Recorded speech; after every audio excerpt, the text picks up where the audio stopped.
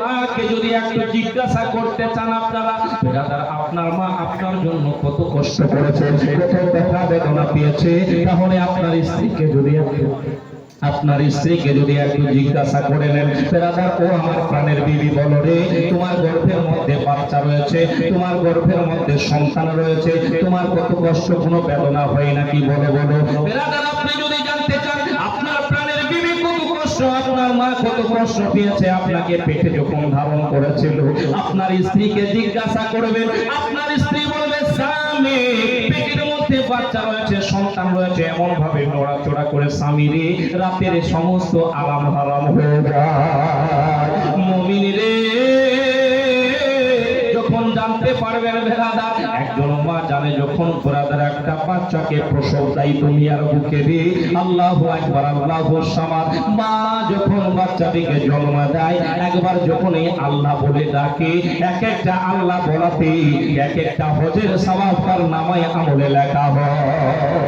কত কষ্ট করে জন্ম দিয়েছে রে, আল্লাহু আকবার, আল্লাহু সামাদ, সেই মাকে আপনি আমি কষ্ট দিলাম, ধাক্কা দিয়ে পার করে দিচ্ছে, এমন মানুষ জগতের মধ্যে পাওয়া যায় রে বন্ধু?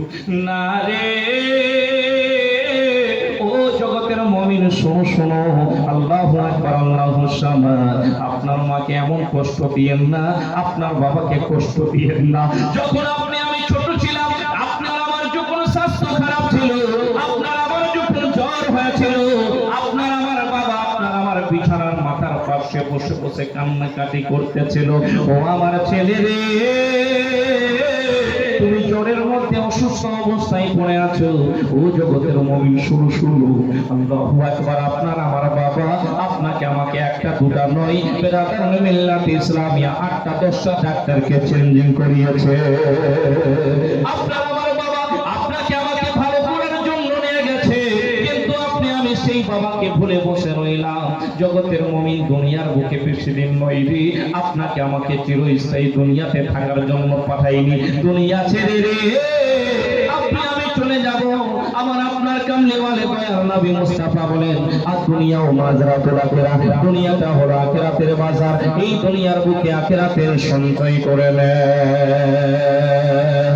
দয়ার নবীজি আমরা তোমায় ভুলতে পারি না, দয়ার নবীজি আমরা তোমায় ভুলতে পারি না, তোমার আম্মা আমেনা গো তোমার দুধ মা হালিমা।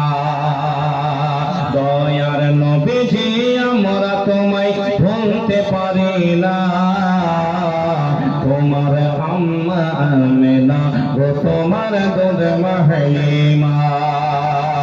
তুমি এলে দুনিয়ায় মা আমেনার ঘরে, খোদার ফারিস্তা আসে সেই ঘরে,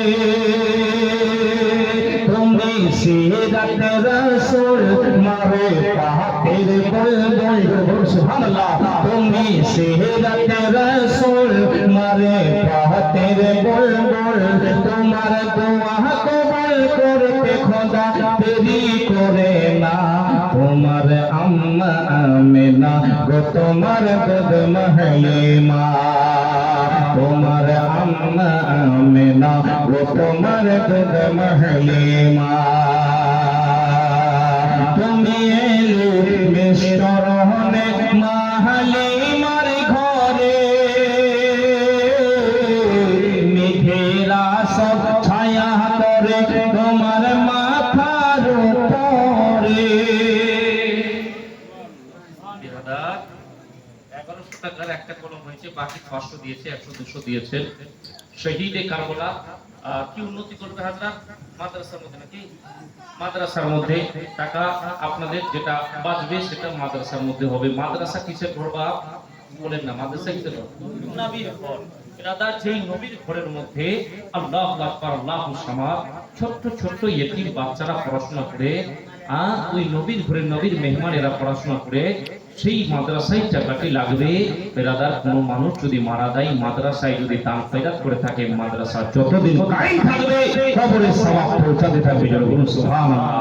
বেরাদার, তো এই মাদ্রাসার মধ্যে আপনারা উসুরের ধান চাল এগুলা ইত্যাদি দিচ্ছেন কিনা? দিচ্ছেন। মাদ্রাসার মধ্যে এই টাকাটাও লাগবে। আচ্ছা বলেন, এদিকে ধান লাগিয়েছেন, লাগাইছেন, মাকাই লাগাইছেন, আবার